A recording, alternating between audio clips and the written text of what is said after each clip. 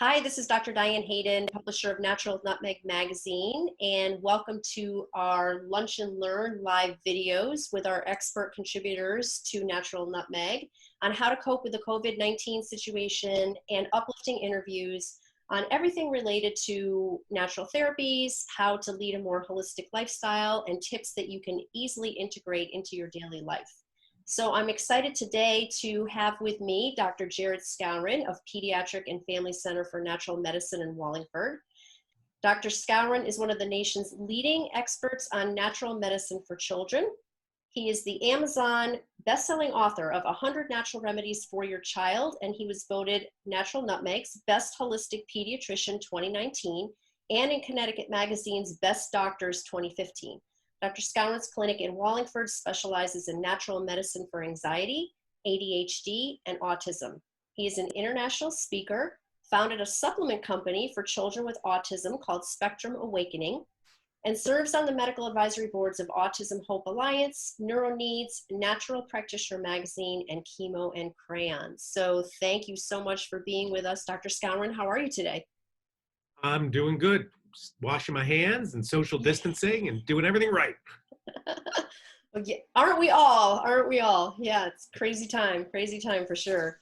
So I'm excited about this interview because we're going to be talking about something that just recently is available to most of us, which is testing for the coronavirus antibodies. So let's just jump right into that and tell us, what you know and what you're doing. Sounds great. And thanks for having me on. We haven't done this lunch and learn yet, so I'm so glad that we set it up. It was perfect. I know. Yeah, thank you. We've known each other for a long time. We have. I think we go back to almost the beginning of our magazine. Like we launched in 2007, and I want to say you guys were like one of the first ones on board. Yeah, we opened our clinic in 2008 here in Yep. Wallingford. So Yep. around then is right. Anyway, so let me kind of briefly go over the different testing that's out there so everybody knows what is available. So the first testing that came out was the active testing to see if you had the virus right now. So that's the nasal swab testing. That's these drive-throughs at the different hospitals that you're seeing, and you get these big long Q-tips that you go way up through your nose to the back of your sinuses, and they swab it. I haven't had that done yet. It looks a little uncomfortable, but that's the testing that's been done for the past couple months to see if you actively have the coronavirus COVID-19 at this time. What we've all been waiting for is a blood test to see if we had it in the past, okay? So I've talked to a lot of people all over the country who had this weird cold in, January or February, and even my daughter, she's in first grade. There was this cold that went through our schools and wiped out all the kids, all the teachers for like a whole week. And so I've been suspicious, was that corona, okay? Because they just came out on the news with the first, and there was an autopsy on somebody who unfortunately passed away, and it seemed like they had corona back in February. I just saw that. And Chris and I actually think we had it in like the second week of January. We could talk about that later, but I'll tell you the symptoms. But yeah. Yeah. Yep. So again, there's so many people that I've talked to that feel that they've already had it. In fact, I thought I already had it as well. So we've all been waiting for this secondary testing, which is not the nasal swab. It's a blood draw that looks for antibodies. And so just to kind of review the science, for decades and decades, the way that we can analyze if we've already been exposed to a virus and are immune to a virus is antibody testing. So you look for these antibodies as part of our immune system. It's called IgG. And you can test for the measles antibodies to see if you're immune to measles, or the chickenpox antibodies, or the polio antibodies. You can look for these IgG antibodies in your blood, and it confirms that you are immune to something. So this is kind of how science and lab testing works. And we in the medical community have just been waiting for this IgG testing to come back for COVID-19. So it's finally here. It's been kind of, every lab has kind of been trying to get it going first. So there's a lot of labs out there that have it. Currently in our office in Wallingford, we're writing scripts for Quest Diagnostics. Okay, so Quest is one of the multitude of labs that has this antibody testing. Why do we use Quest? Because they're local, they're easy, they're gonna push it through your insurance. So that's why we're using them. But I don't value one lab over another. I just know we've got Quest, we got it easy, they're gonna put it through your insurance, and we can get some testing. So if you get that testing done, and here in my office, we're ordering it for anybody who wants it. If you get the testing done, one of two results are going to come back. Either A, you are negative for the antibodies. So if you have no antibodies, you have not been exposed to COVID-19 and you're still susceptible to get it, okay? Or you have the antibodies, you're positive for the antibodies, which means you've been exposed to COVID-19. Here are the antibodies, and your body's already, your body has already come in contact with it, and your immune system has responded with it. Now, here's the CYA. This lab test hasn't been out long enough for any scientific studies to confirm that it gives you immunity to COVID-19. So technically, we don't know it gives you immunity, but that's what the test has been developed for. It's been developed to show that I do have immunity. We can't say it yet scientifically because it hasn't been researched, but the odds are if you have the antibodies, you're immune. So that's our assumption. And so one last thing, and I want to take questions from you, Diane, and everybody else. I've got my test result. I got tested Saturday because the test just came back out on Friday. But here's my test result. And my test result is negative. So we all had the bad cold in February. I thought it was corona. I was wrong. I have no antibodies. So I'm still susceptible. So I have to be careful, take my supplements, social distance, face mask, wash hands. So we're still going to be careful. Okay. Oof, did I run out of breath yet? All right. No, so I do have a couple questions. So you're putting a lot of faith in the Quest test as far as not coming back with a false negative or anything like that. So what I've heard, and I've talked to some of my colleagues and I've talked to some upper people in Quest, no lab test is 100% accurate. Okay. Mm-hmm. There's always going to be false negatives and false positives. From what I've heard, the false negatives are very rare. So if you says negative, you're probably negative, unless you have some immune deficiency condition. Okay, so if you have a very serious or very rare immune deficiency condition, these antibody tests are going to be inaccurate for you across the board. Okay, I have heard there are some inaccuracies with false positives. So if it does say you have antibodies, you may have antibodies to another coronavirus, because coronavirus is not new. COVID-19 is new, but coronavirus has been around forever. So, are there false positives, which means it says positive, but it's wrong? Yes. But from what I've heard, that might be 1 to 5%. So I don't think it's huge. And I think what we should do is just take advantage of what's out there at the time. And are they going to improve it? Are they going to work on it? Of course. But man, we're in the middle of let's do as much as we can now. Right. Exactly. And the Quest one is just looks at one antibody. Are there other tests that look at different, like multiple antibodies for this? So the different antibodies that you have are called IgG and IgM. And you can look at different parts of IgG antibodies, different parts of IgM antibodies. So for any of you who may have had IgG testing for Lyme disease and got a Western blot, then you get what are called bands. You get these different numbers, IgG 41 and IgG 23, and they number them. So currently Quest has 2 different IgG antibodies that they look at. They currently don't have an IgM test, and IgM versus IgG. IgM is here and now. IgG is a couple weeks to a couple years ago. So currently Quest has 2 different IgGs that they're looking at. They are in development of more. I know there are other lab companies that are testing more. I don't know if more means better. Right. Okay. So, and again, it's just this is too new for us to have done any kind of real research and say, yeah, this is the best because X, Y, Z. We're just not there. Right, exactly. So either way, like if somebody comes back negative or positive, it might be a situation where you might want to go get tested again. Let's say, I don't know, 3 or 4 months. If something comes out, another test comes out that's now showing it's more, I don't know, reliable or. Well, sure. I mean, if a month or 2 months from now they improve the test, who knows where our world will be in that time.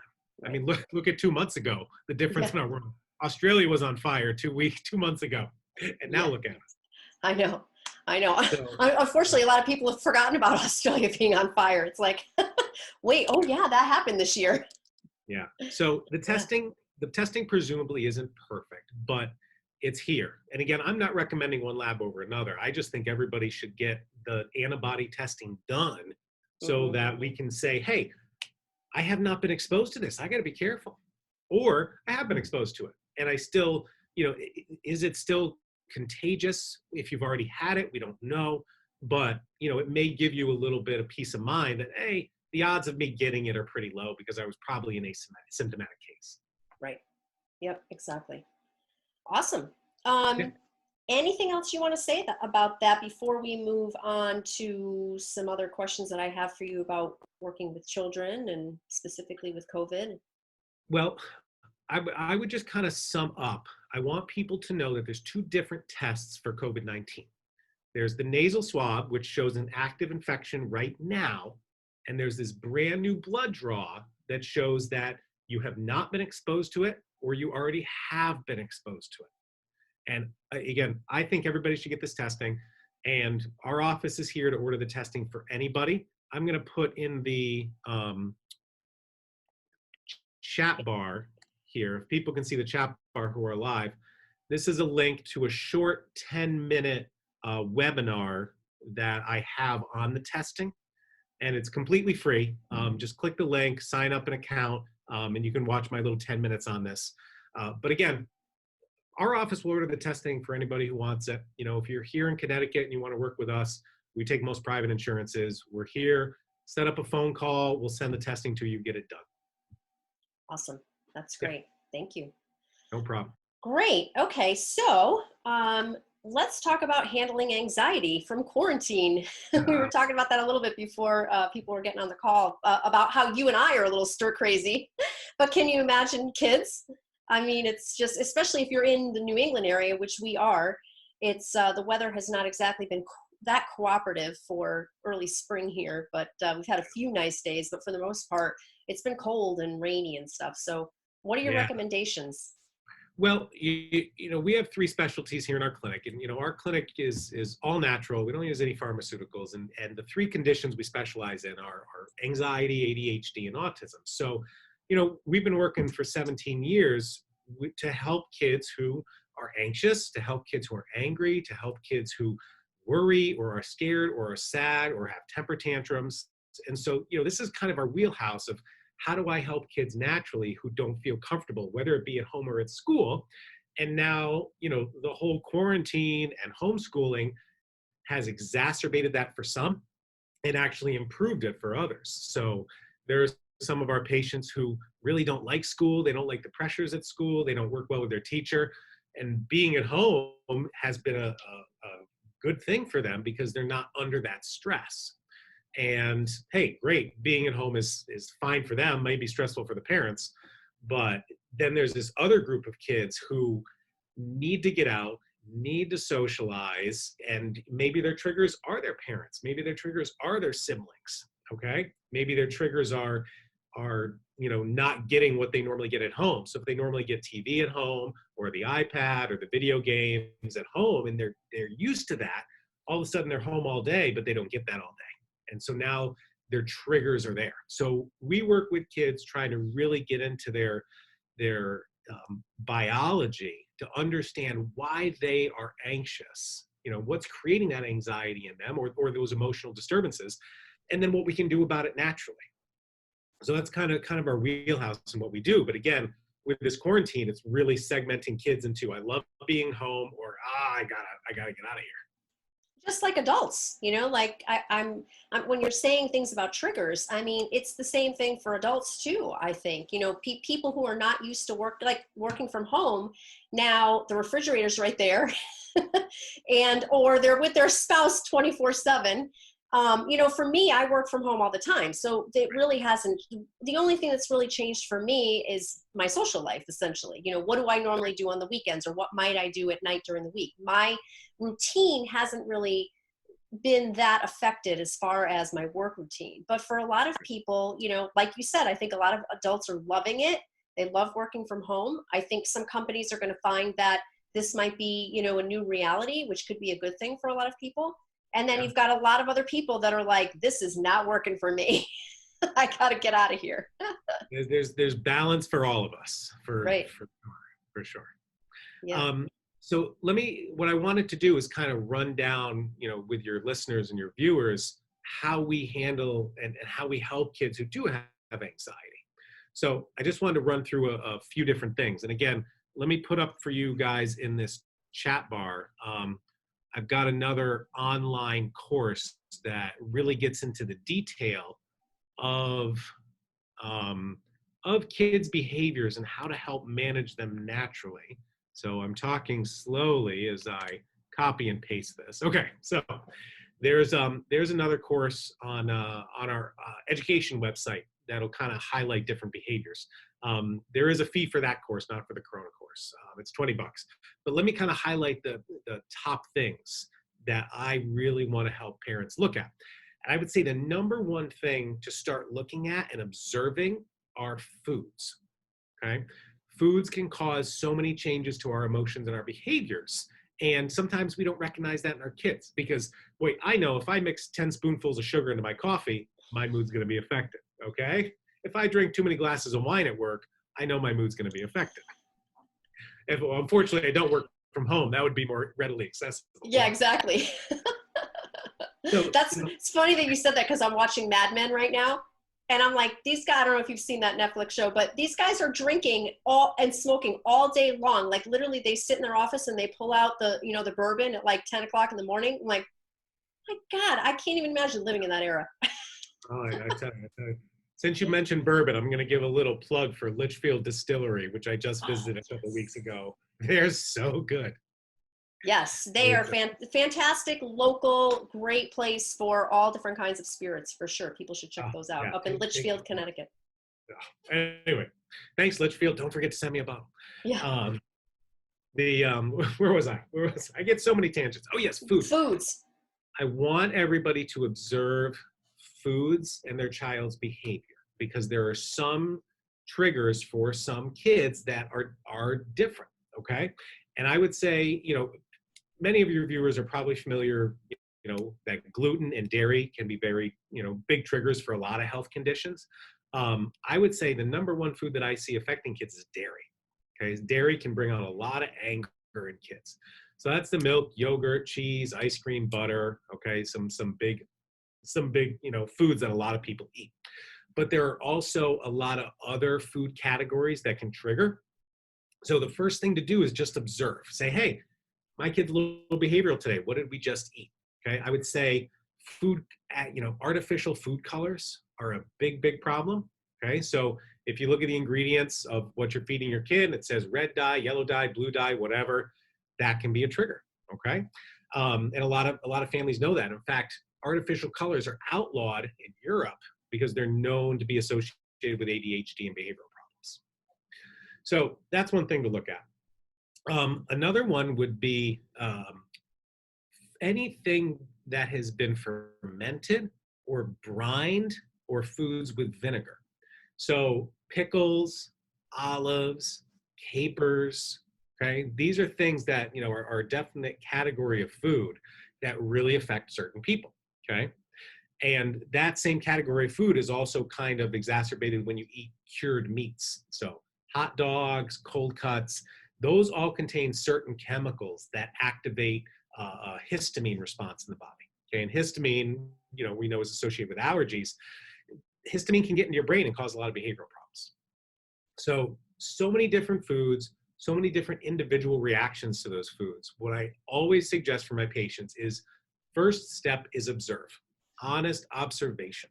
Okay, for my daughter's had sleep issues for a long time. We started highlighting some foods. We said, you know what? We fed her cantaloupe before bed and she had a horrible night's sleep. And we fed her olives or we fed her XYZ.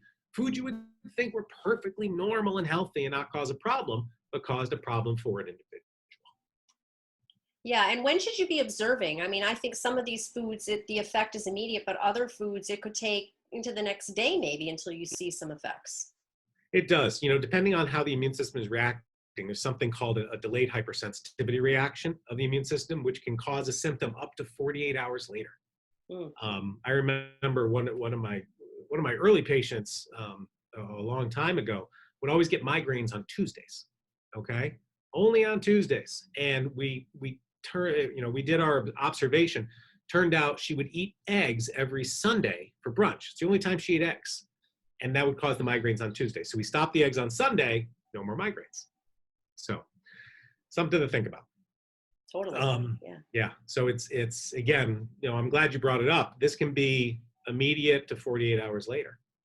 So it's a lot to look at, but it really helps. And again, I brought up the topic of migraines. There was another patient of mine, one of my favorite stories to tell. Well, she's a girl. She was 12 years old. She only got migraines in the summer. Okay. We were able to narrow it down to marshmallows. Okay. She was reacting to the blue food dye in marshmallows, and the blue food dye gave her migraines. Now that brings up a whole nother topic. Why do white marshmallows have blue food dye? I was just going to say, that is crazy. Look at the back of them. Grab a bag of marshmallows and look at the ingredients. It's got blue food dye in it. Oh my God. I can't make this stuff up. No, I know. They used to put shellac in Lunchables. They would, shellac you cover your furniture with. They'd cover their dessert with it to make it shiny. Oh my God. Oh God. Yeah, seriously. Don't get me started. All right. We got Zoom has a limited time, I'm sure. Yeah. So, that step one is really observe the foods. Yep. And another big thing that we do in our office is really get down to the biology of anxiety. And that is summed up in two different things that go on in our system. Number one is different chemicals in the brain. Okay, so really the wheelhouse of our practice is testing and balancing levels of serotonin, levels of adrenaline. Okay, serotonin's our happy chemical. We've got to make sure we have enough serotonin to feel happy. And adrenaline is our fight or flight chemical. So if adrenaline's too low, we're really anxious, we're really reactive. And if adrenaline's too high, we're really violent, we're aggressive, we're purposefully malicious. So we test these things, and it's a simple urine test. It goes to your local lab like Quest or LabCorp, goes through your insurance, and you could, excuse me, test a child's urine and know what their brain chemistry is at. Okay, am I upset because my serotonin's too low? Am I angry because my adrenaline's too high? It's really simple and easy to find this stuff out in our kids. And then we tie it back to foods, we tie it back to their genetics, and we do some genetic testing like MTHFR testing. And we can put this whole puzzle together and say, hey, my child's serotonin's low, my child's adrenaline is high, this is out here, it's coming from this genetics, it's coming from nutrition. We put the whole puzzle together. And we try to treat every child as an individual. And once we find out why they're feeling that way, then it pretty much just kind of highlights the best natural solution for them. Yeah, that's great. And I think what I love about that is you're really looking into all of the different, pieces of it, rather than just labeling the child with, oh, well, their behavior is this, so they must be that. Yeah. Yeah. And that, that kind of labeling is when we have, it's the 21st century, when we have this ability to test biology and to test chemistry and really understand why this is happening for us. It's such a better way of medicine than just this knee-jerk flow chart of prescriptions. If a kid goes to a psychiatrist, be like, oh, I'm anxious. Well, here's your Prozac. Or I can't focus. Here's your Ritalin. And frankly, that's how the system is set up. I'm going to try drug A, drug B, drug C. If that doesn't work, I'm going to refer you out. And they're not doing what could be done. They're not looking at the chemistry of the brain to really highlight and choose the best therapy. It's frustrating because the technology's there, the science is there, but it hasn't caught up with how people do things and how people are taught to do things.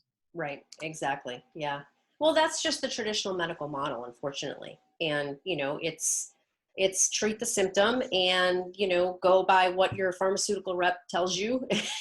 and sometimes, sometimes I feel like I want to place blame, and at other times I feel, that's not really fair, because there, many MDs are just limited by time and what insurance will pay for, unfortunately. And, unless you're going to step out of that and go the route of functional medicine, which really entails completely going back to school again, Yeah, like kind of your hands are kind of tied, unfortunately. It would be nice if more would collaborate with naturopaths like yourself. And that way, if for whatever reason some pharmaceutical did need to be implemented, of course. they refer out to you. They start with you first.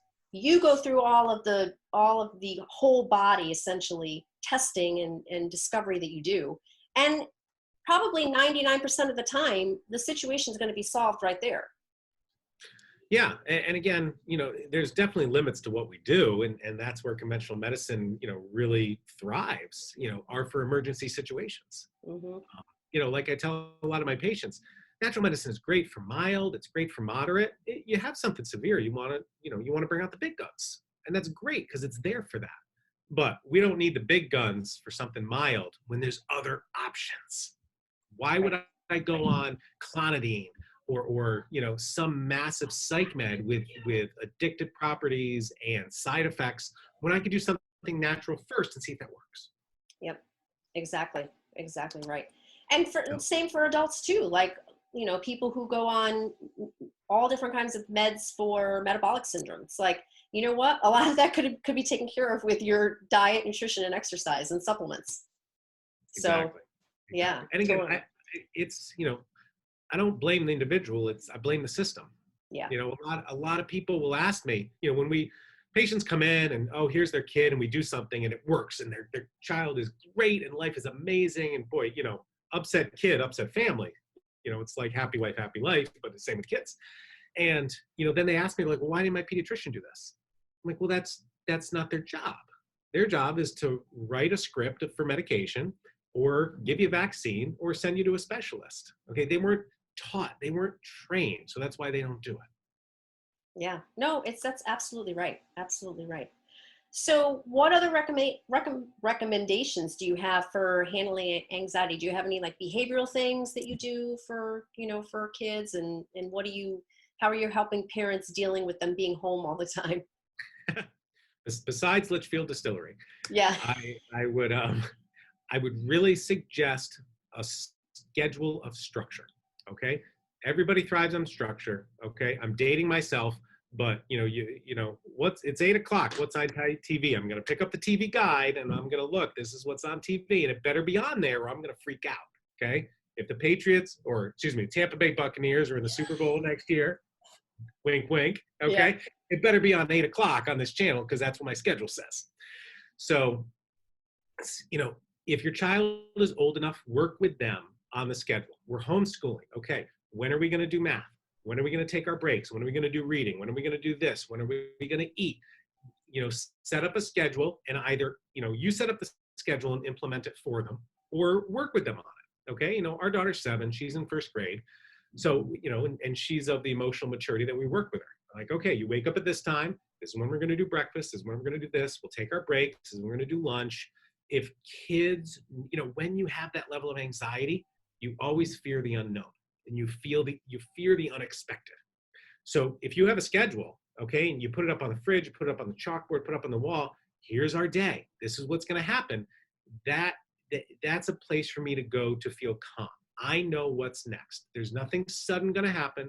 My mom isn't going to spring on me. I've got to read for 30 minutes or whatever it is. It's right there. So I would say scheduling and working with your child to create that schedule. And again, it's about, for all of us, it's about this balance. How do I get outside and get some fresh air? How do I get some rest time? How do I get a little bit of TV or video game time to decompress? There's balance and there's schedules. And when I have a schedule, there's no unknown. And it's really this fear of the unknown that affects so many people. Yeah, I totally agree. And that's great advice, because I think, it's not like all of a sudden everybody's let loose and it's summer vacation. We're all still in school. There are things that we still have to accomplish, before it's legit summer vacation. So I love the fact of having that structure, because if they do go back to school, which, who knows whether that will happen or not. Yeah. If they do, it's gonna be so much harder to get them back into that schedule. Yeah. It's funny because I have a friend of mine who her schedule's been totally like thrown up in the air with work. And Yeah. so she's been going in like 4 or 5 hours a day. So she's been going in from like, say, 10 to 4 or whatever it might be. And she's probably said no less than 3 or 4 times, she's like, I really should probably start getting back up at my normal hour that I used to get up, because it's going to be really hard to get back in that schedule. That's for sure. That's for sure. And don't forget, especially the younger kids who have smaller stomachs, plan the snacks. All right.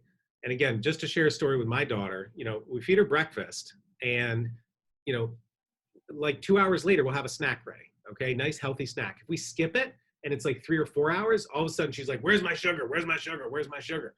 And we got to make sure we're giving kids the healthy nutrition, on a regular basis to keep their sugar levels up.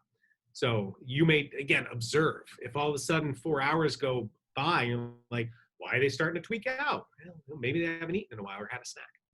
Yeah. Yeah. So it's not just structure around, their study time, but also structure around food and mealtime and everything that they would normally be doing from that perspective too. And this may already be happening in school. We're just not aware. Like, oh, it's school, it's morning snack time. They've already been in school 100+ days, and their body has a routine. Mm-hmm. We're just not aware of it. Right. Yeah. Well, the body likes a routine. I mean, I fully believe that. It's just, it's such a simple thing that we can do to just keep things in balance. Yep. For sure. Definitely. Anything else that you have for us on handling anxiety, or any other suggestions about, everybody being at home? I think those are a good few basics. And again, we have more in our, in our online course. And of course, I work through full testing analysis for all of our patients, in our office. And obviously most of what we're doing now is telemedicine. It can still be done. So I want people to know that there's answers out there, whether it be a simple answer at home of structure and routine, whether it's a simple answer at home of analyzing foods and picking what foods your children work best with and avoiding the ones they don't work best with, or is it a little bit more complex and kind of the full medical analysis that we do in our office of brain chemistry testing and the genetics of behavior and putting that puzzle together for different supplement regimens that can work great. There's a lot that can be done depending on the intensity. Right, exactly. So another question I have, and we didn't talk about this beforehand, so I'm going to say that I'm throwing you a curveball, and if you're like, if you don't want to go there, totally fine. What is your opinion on a potential COVID-19 vaccine? I hope any vaccine that is produced has reliable safety studies. Something I saw on social media yesterday, and who knows if it's true because it's social media, was discussing the placebo for the COVID-19 vaccine. So again, when you do any scientific study, you test the drug versus a placebo. And the placebo is supposed to be something that cannot cause a reaction, like saline or sugar. That's the typical placebo. What I saw online was the planned research study for COVID-19 vaccine safety. The placebo was another vaccine. So you then can't rule out the side effects of the inactive ingredients. There's a lot of inactive ingredients in a vaccine that could be causing the side effects. All right, vaccines have side effects. They're listed on the CDC, they're listed on the FDA, they're listed on the white paper in the vaccine. Okay, some are mild, some are serious. All right, something has to be causing those side effects for people who have them. So I want the safety study to be flawless. Mm-hmm. And yeah. I want the safety study on anything to be flawless, Right, exactly. So you wouldn't, I wouldn't do it with, here, I'm going to give you peanut butter instead of as a placebo to the vaccine, but all these people are allergic to peanuts and whoa, we're going to rule out those side effects because the placebo had it. It's kind of fixing the study to get the outcomes that you want. Oh, I totally agree with you. And I think there's also this pressure to rush to market for this, for sure. But, because, it's a serious issue. But again, this happened 12 years ago. I remember I was given a lecture in Las Vegas when swine flu came out. And swine flu came out, and the vaccine for swine flu came out during the Great Recession. So I don't want to be a conspiracy theorist, but hey, I have a recession and now I have a new vaccine that's going to make somebody billions of dollars. Yep. Follow the money. But we need to make sure whatever we do is tested flawlessly. Exactly. Yeah. Yeah, exactly. And hey, here's the thing. It's like everybody wants to rush to get back to normal. So, everyone's like, "Oh, just give me a vaccine, we can get back to normal." It's too bad if we have to be inconvenienced a little bit by doing things like wearing a mask. And why aren't we washing our hands anyway? Like, that to me is the craziest thing. Like, we got to be taught to do that again. Yeah. But, so take your own precautions and stay safe, and give it time to, like you said, to come out with something that's a flawless study. That would be nice. Mm-hmm. That would be nice. So, and that's where we need to read this research, and just like what was that? What was the documentary on the cervical cancer vaccine called? The Common Good. Yep. If you haven't seen, is it The Common Good? I don't know, but you're talking about Greater Good. Right. Yep. You're talking about the HPV vaccine, right? Yeah, there's a documentary called The Greater Good, which is an amazing documentary on the safety studies of the HPV vaccine and how it was rushed to market, and how there's a lot of people concerned about side effects that weren't accurately tested. Yep. Great documentary. And it's, yeah, it's scary to think that a government body would approve something that hasn't had official testing, but hey, sometimes money comes first. Yeah, unfortunately, yes, for sure. Well, this has been awesome. Anything else that you want to leave us with before we tell everybody how people can get a hold of you and contact info? I would say, just, keep being precautious, keep being safe, because it's such a better conservative thing to do, is to try to be safe. And again, I love this new antibody testing that's out for COVID-19, because at least you can get a little bit more knowledge of, I was real sick in January and February. Was it COVID? Was it not? This test will tell you. Right, exactly. So how can people connect with you? Do you want to give them website or social media? Well, sure. What's the best way? The best thing would be our website, which is spectrumawakening.com. So from spectrumawakening.com, that gives you the 3 arms of our office. One is appointments, so you can click the appointments tab. One is our educational models, like this free coronavirus course. You click education, you'll see our courses. And then we have our supplements as well on our website, all of our immune boosters and that kind of stuff. But spectrumawakening.com. For those of you in Connecticut who are watching, we're in Connecticut. We're providers with Anthem, Cigna, Harvard Pilgrim, and Aetna. So anybody who's interested in getting this testing done, you can just with a phone call our office, set up an appointment. Okay, that's awesome. Great. So we'll have this recording downloaded. It'll be up on our website, naturalnutmeg.com, and our social media sites at Natural Nutmeg Magazine. And I want to thank you for all this fantastic information, Dr. Skowron. Thanks for being with us today. Well, thanks, Dan. Thanks for having me. It was fun. It was great. Everybody have a great day. See you guys. Stay safe.